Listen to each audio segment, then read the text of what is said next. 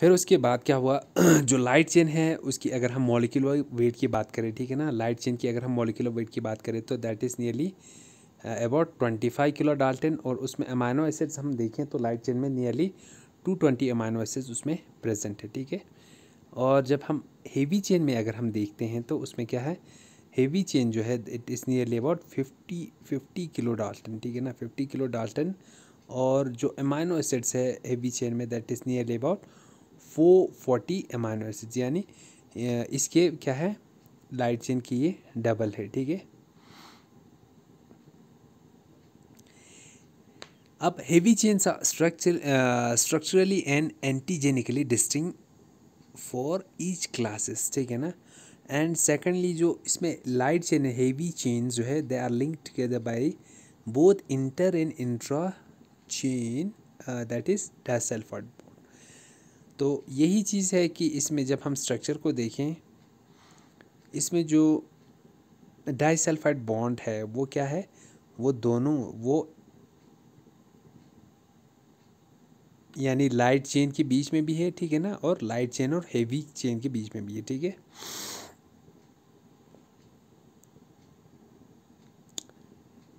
तो अगर आप डाइसल्फाइड बॉन्ड की अगर बात करें तो इसमें आप तो डाइसल्फाइड आप यहाँ पे देखें, ठीक है ना, this is structure of antibody. और इसमें जो लाइट चेन और हेवी चेन है, ठीक है ना, जो यहाँ पे आप देखिए ये क्या है, जो डाइसल्फाइड बॉन्ड दो है, एक इंटर चेन है, दूसरा क्या है, इंट्रा चेन, ठीक है ना। जो इंटर चेन डाइसल्फाइड है वो इस लाइट चेन और हेवी चेन के बीच में प्रेजेंट है, ठीक है ना, डाइसल्फाइड बॉन्ड। और इंट्रा चेन डाइसल्फाइड की बॉन्ड की अगर जब हम बात करें तो ये हेवी चेन इंट्रा जो है इसमें भी प्रेजेंट है डाइसल्फाइड बॉन्ड और लाइट चेन में भी प्रेजेंट है इस तरीके से, ये येलो कलर का जो है, ठीक है ना, these are word the disulphide bond intra chain, intra light chain disulphide bond है, ठीक है। और इंट्रा हेवी चेन में, हेवी चेन के बीच में जो डाइसल्फाइड बॉन्ड प्रेजेंट है वो यहाँ पे प्रेजेंट है, ठीक है। So this is the structure of antibody, ठीक है। और यहाँ से वेरिएबल रीजन आपका यहाँ से शुरू होता है, ठीक है ना, this is what the variable, ये आपका इंटरमिनस है, ठीक है, यहाँ से यहाँ तक आपका क्या है, वेरिएबल रीजन। फिर उसके बाद जो अमाइनो एसिड की जो सीक्वेंस है वो वेरिएबल नहीं बल्कि वहाँ से वो इसकी वेरिएशन जो है वो कम होता है, तो हमने इस रीजन को हमने क्या नाम दिया है, यहाँ से कांस्टेंट रीजन नाम दिया है, ठीक है ना। सो जो ये वेरिएबल रीजन है यहाँ पे, अब जो वेरिएबल रीजन जो है that is what the antigen binding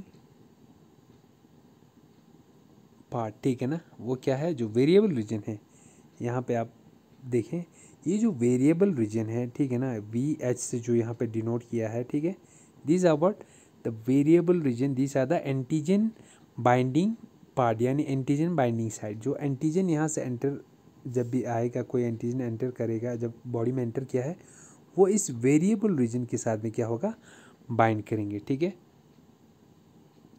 so the variable region it is the region जिसके साथ में ये हमारा एंटीजन जो बाइंड करता है। फिर उसके बाद एंटीजन बाइंड करने के बाद जो फिर बायोलॉजिकल एक्टिविटी जो सेल के अंदर है, मान के चलो यहाँ पे ये एंटीजन बाइंड हो गया, ठीक है ना। फिर उसके बाद जब जो कांस्टेंट रीजन है उसका काम क्या है, उसका काम क्या है, इस एंटीजन को क्या करना, न्यूट्रलाइज करना, ठीक है ना। वो कौन करता है, जो ये कांस्टेंट रीजन है, ठीक है ना। ये जो कांस्टेंट रीजन है इसके अलग अलग मैकेनिज्म है जिनके थ्रू ये इस एंटीजन को क्या करेंगे, इस एंटीजन को न्यूट्रलाइज कर देंगे, ठीक है ना। तो ये वेरिएबल रीजन जब हम बात करते हैं, इस वेरिएबल रीजन में जो अभी तक हमने देखा कि ये एंटीबॉडीज़ की क्या है, दो टाइप्स है, ठीक है ना, दो पार्ट्स है, एक है वेरिएबल रीजन और दूसरा जो है वो क्या है, कांस्टेंट रीजन।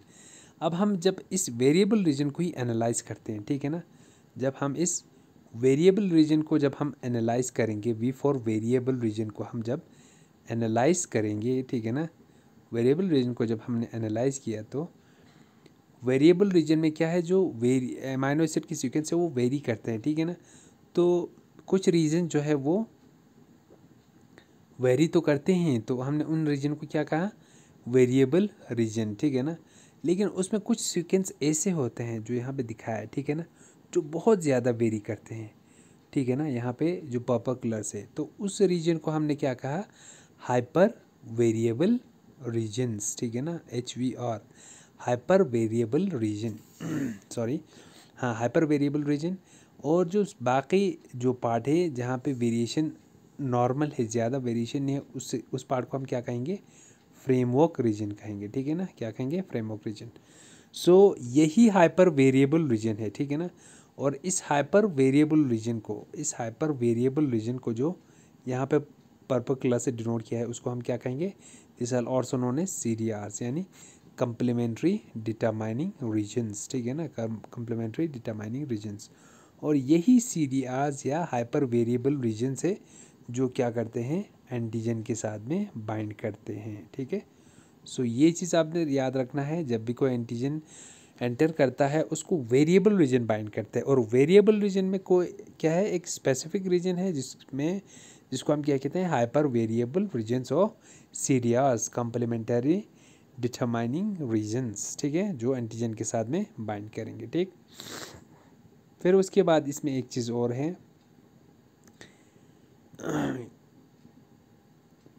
जब हम वेरिएबल रीजन से जब हम जैसे जैसे हम N टर्मिनस से C टर्मिनस की तरफ जाते हैं, ठीक है ना, यहाँ तक आ गया क्या, वेरिएबल रीजन, ठीक है। तो इसके बाद में जो वेरिएशन जब कम होते जाते हैं तो हमने उन पार्ट को क्या बताया है, कांस्टेंट रीजन, ठीक है ना। तो कांस्टेंट रीजन जैसे यहाँ पे CH1 है, CH2 है, CH3 है, ठीक है ना।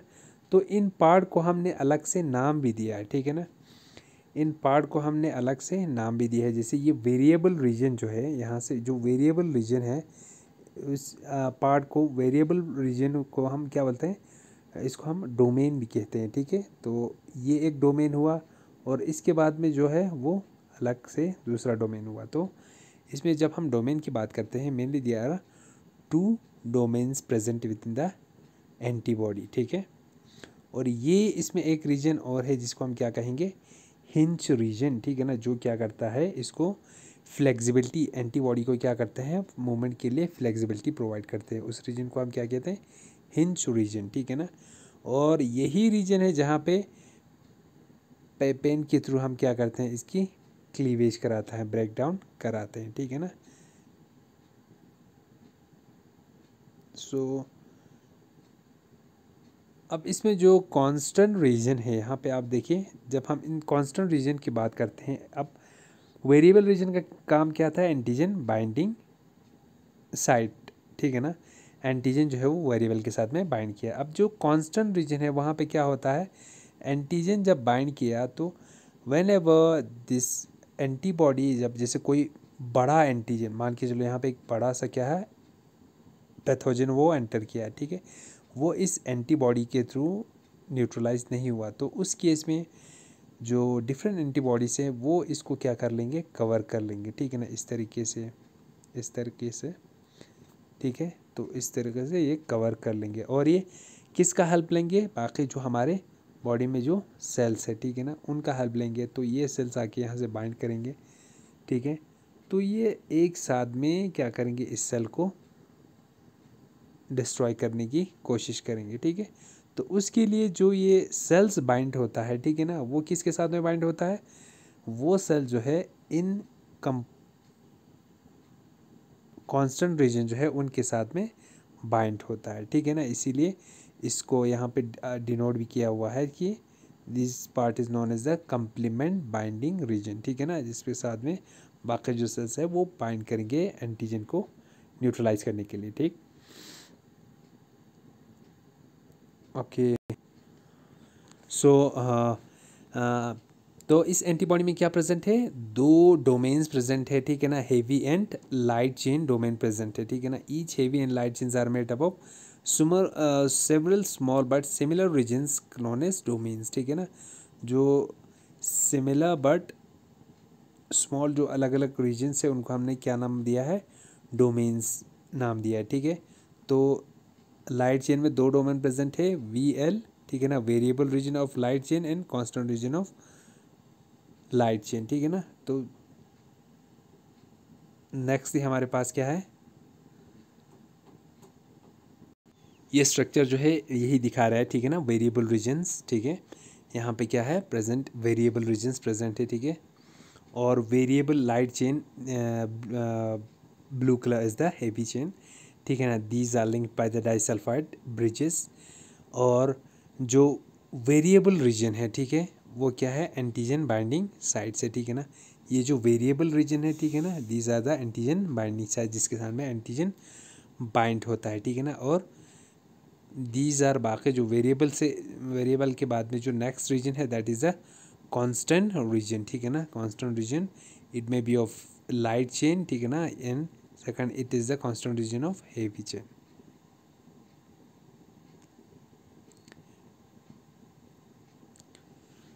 जब हम इसकी स्ट्रक्चर की बात करते हैं तो ये इसकी स्ट्रक्चर जो है वो क्या होता है, in the form of beta pleated sheet, ठीक है ना, कि फोल्डेड लूप लाइक स्ट्रक्चर के तौर पे ये प्रेजेंट होते हैं, ठीक है ना। और अभी तक हमारे पास आ गया एक variable region and second is the constant region, ठीक है। जब हम जो इसके हेवी चेन है, ठीक है ना, हेवी चेन के बीच में जब हम एनालाइज करते हैं तो इसमें एक रीजन होता है that is known as the hinge region, ठीक है ना। हिंच रीजन, ये वाला रीजन, ठीक है ना, हिंच रीजन जो इस एंटीबॉडी को फ्लेक्सिबिलिटी प्रोवाइड करती है। तो ये H chain of arms extend into the hinge region, ठीक है ना।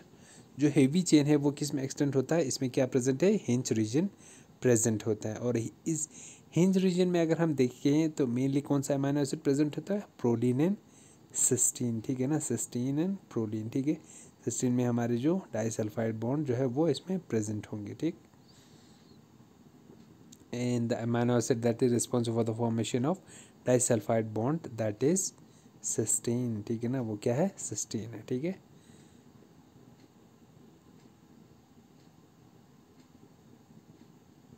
This is the 3D structure of N antibody. जब आप एक एंटीबॉडी को, अभी तो हम पढ़ते हैं कि जब हम 2D स्ट्रक्चर्स देखते हैं तो हम वाई शेप्ड स्ट्रक्चर इसका नाम देते हैं, ठीक है। तो लेकिन जब हम इसको देखते हैं, एनालाइज करते हैं, तो इसकी जो स्ट्रक्चर है 3D स्ट्रक्चर वो इस तरह का है, ठीक है, जिसमें आप डाइसल्फाइड बॉन्ड प्रेजेंट देख सकते हो बाय दिस। जो डाइसल्फाइड बॉन्ड प्रेजेंट है वो ये येलो कलरेशन में है, ठीक है ना। और बाकी जो इसमें कार्बोहाइड्रेट जैसे जो इसमें प्रेजेंट है दैट इज़ अल्फ़ा डी मानोज, वो इस कलर से प्रेजेंट किया है, ठीक है। या गैलेक्टोज की अगर हम बात करें तो वो इस तरीके से प्रेजेंट है, ठीक है। So this is the 3D structure of antibody, ठीक है। नाउ ये रहा स्ट्रक्चर अभी तक का, ठीक है। फिर उसके बाद जब हम एंटीबॉडी की स्ट्रक्चर को जब हमने देखने की कोशिश की तो उस टाइम पे हम इसकी जो एंटीबॉडी को हमने क्या कराया, डाइजेशन कराया with the help of certain proteolytic enzymes, ठीक है। किससे, प्रोटियोलिटिक एंजाइम से, ठीक। मेनली पेपेन। जब हम पेपिन से, ठीक है ना, इसकी स्ट्रक्चर को, एंटीबॉडी की स्ट्रक्चर जब पता नहीं था तो इसकी स्ट्रक्चर को एनालाइज करने के लिए हमने कुछ एंजाइम्स यूज़ की, ठीक है ना। These are what, the papain. Firstly जो enzyme that we have use is papain, ठीक है ना। अब पेपेन जो है इसकी एक स्पेसिफिक स्ट्रक्चर होता है जहाँ पे वो क्या करते हैं, एक्ट करते हैं, ठीक है। तो पेपेन जो है वो कहाँ पे एक्ट करता है, पेपेन जो है cleavage occurs above the SS bond of the hinge region. जो हिंच रीजन है, ठीक है, यहाँ पे उसके अपर साइड पे जो है वो ये जो पेपेन एंजाइम है वो एक्ट करते हैं, ठीक है। तो जब पेपेन एक्ट करता है तो ये ब्रेक हो जाता है इन द 2 पार्ट में, that is fragment antibody binding और दूसरा क्या है, फ्रैगमेंट क्रिस्टलाइजेबल, ठीक है ना। जब पेपेन से हमने इसको ट्रीट की, ठीक है। तो जब पेपेन से ट्रीट किया, ठीक है ना, ये क्लीवेज जो है वो ऑकर होता है अबो द डाइसल्फाइड बॉन्ड, ठीक है ना, सल्फाइड बॉन्ड के अबो, ठीक है ना, ऊपर जो है ये पेपेन एक्ट करता है और प्रोड्यूस कितना किया, ठीक ना, 3 फ्रैगमेंट जो है वो प्रोड्यूस किया, ठीक है ना, FAB एक यहाँ पे और दूसरा यहाँ पे, तो 2 FAB ये प्रोड्यूस करती है और secondly the third one is the FC region, ठीक है ना, FC रीजन, ठीक। सो ये हो गया पेपेन जब एक्ट करते हैं, ठीक है ना। तो जो 2 हमारे पास रीजन है वो क्या है, फ्रैगमेंट एंटीबॉडी बाइंडिंग, ठीक है ना, और जो थर्ड पार्ट है, ठीक है ना, that is the FC region, ठीक है ना, कॉल्ड द FC रीजन, जिसको हम क्या बोलते हैं, फ्रैक्शन क्रिस्टलाइजेबल, ठीक है ना। फिर उसके बाद जब हम स्ट्रक्चर को फर्दर, पहले हमने पेपेन यूज़ की, ठीक है ना, तो जब इसकी डाइजेशन करनी हो तो हमने दूसरा जो एंजाइम यूज़ किया दैट इज़ पेप्सिन। और पेप्सिन जो जब भी क्लीवेज कराता है तो कहाँ पे कराता है, ये एक्ट कहाँ पे करता है, बिलो द डाइसल्फाइड बॉन्ड ये एक्ट करता है, ठीक है ना, डाइसल्फाइड बॉन्ड के नीचे एक्ट करता है, ठीक है ना, पेप्सिन। हमने पेपेन को देखा था वो ऊपर से एक्ट करता है, ठीक है ना, पेपेन, लेकिन जो पेप्सिन है वो डाइसल्फाइड बॉन्ड के नीचे यहाँ पे एक्ट करते हैं, ठीक है। तो यहाँ पे जब एक्ट किया तो इस तरह का स्ट्रक्चर हमें मिला, ठीक है ना, produce a single fragment compost of 2 FAB, है ना, 2 FAB जो क्या है, 2 FAB को इसने क्या किया, फॉर्म कराया, ठीक है ना। और जो FC रीजन है इज नॉट रिकवर्ड और डाइजेस्टेड स्मॉल न्यूमरस पेप्टाइड, जो FC रीजन है वो हमें रिकवर नहीं होता, ठीक है ना। ये आ गया स्ट्रक्चर ऑफ एंटीबॉडी जब हमने पेप्सिन एंजाइम जो है वो यूज़ किया, ठीक है ना। सो इसी तरीके से जब हम देखते हैं, this was the structure of antibodies, ठीक है ना। जब हम एंटीबॉडीज़ की स्ट्रक्चर को देखते हैं, जब हम इसकी क्लासिफिकेशन को देखें, ठीक है ना, जब एंटीबॉडीज़ की हम स्ट्रक्चर के बाद जब हम क्लासिफिकेशन की जब हम बात करें, based on the structure and the antigenic nature of H chain, यानी हम जब इसकी क्लासिफिकेशन को देखते हैं उस टाइम पे हम इसकी हेवी चेन, ठीक है ना, हेवी चेन को हम क्या करते हैं, एनालाइज करते हैं, ठीक है। हेवी चेन को हमने एनालाइज करना है, ठीक है ना, और उसी बेसिस पे जो इम्यूनोग्लोबिन है वो क्लासीफाई किए हैं, ठीक है। तो हेवी चेन अगर गामा है तो जो इम्यूनोग्लोबिन है दैट इज़ IgG। अगर हेवी चेन जो है वो क्या है, दैट इज़ अल्फ़ा, तो इम्यूनोग्लोबिन इज़ IgA, ठीक है ना। और अगर हेवी चेन म्यू होगा तो IgM, डेल्टा होगा तो IgD एंड एप्सिलॉन होगा तो IgE। So these are the types और द क्लासिफिकेशन ऑफ इम्यूनोग्लोबिन्स, ठीक है ना। यहाँ पे देखिए IgG, ठीक है ना, this second is the IgE, ठीक है ना, and third is the IgD और फोर्थ इज़ द IgM, ठीक है ना। IgM की अगर आप स्ट्रक्चर देखो इट इज़ पेंटामेरिक, ठीक है ना, and these are what the IgA are, these are what the structures of, ठीक है ना, IgA, ठीक है। So this is the classification, ठीक है ना, ये क्या है, क्लासिफिकेशन ऑफ इम्यूनोग्लोबिन्स, ठीक है ना। जब हम इम्यूनोग्लोबिन की क्लासिफिकेशन देखते हैं तो हमें कुछ इस तरह का मिल जाता है, ठीक है। तो हम नेक्स्ट लेक्चर में देखते हैं क्लासिफिकेशन हम करते हैं various types of immunoglobins along with their functions, ठीक है। So this is all for today's lecture. Thank you very much.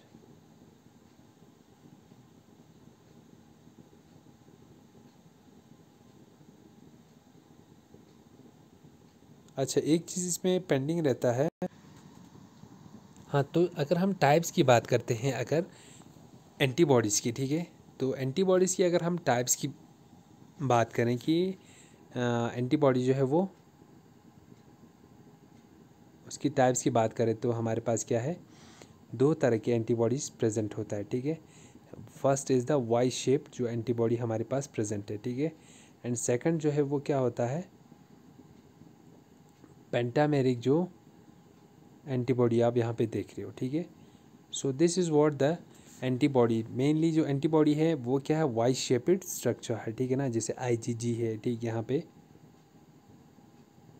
या IgE है, ठीक है, या IgD है, दीज आर डायमेरिक, ठीक है। लेकिन जो IgM की अगर हम देखें दैट इज़ पेंटामेरिक, ठीक है। तो मेनली अगर हम अगर हम टाइप्स की बात करें तो हमारे पास जो एंटीबॉडीज़ होता है वो दो प्रेजेंट होता है, ठीक है। एक जो होता है दैट इज़ सॉल्युबल फॉर्म में होता है, present in the blood mostly, जो ये एंटीबॉडीज है, ठीक है ना, ये जो सॉल्युबल ब्लड में होंगे जो एंटीबॉडीज़ प्रेजेंट, तो हम उनको क्या कहेंगे, सॉल्युबल एंटीबॉडीज़, ठीक है ना। बट कुछ एंटीबॉडी जो है वो प्रेजेंट कहाँ पे होगा, किसी सेल के सरफेस पे ये प्रेजेंट होंगे इस तरीके से। तो उन एंटीबॉडीज़ को हम क्या नाम देंगे, सरफेस एंटीबॉडीज़, ठीक है ना, जो सरफेस पे प्रेजेंट हो। और जो ब्लड में प्रेजेंट होगा एज सच उसको हम क्या बोलेंगे, सॉल्युबल एंटीबॉडीज़, ठीक है। So that is sufficient for today's lecture. Thank you very much.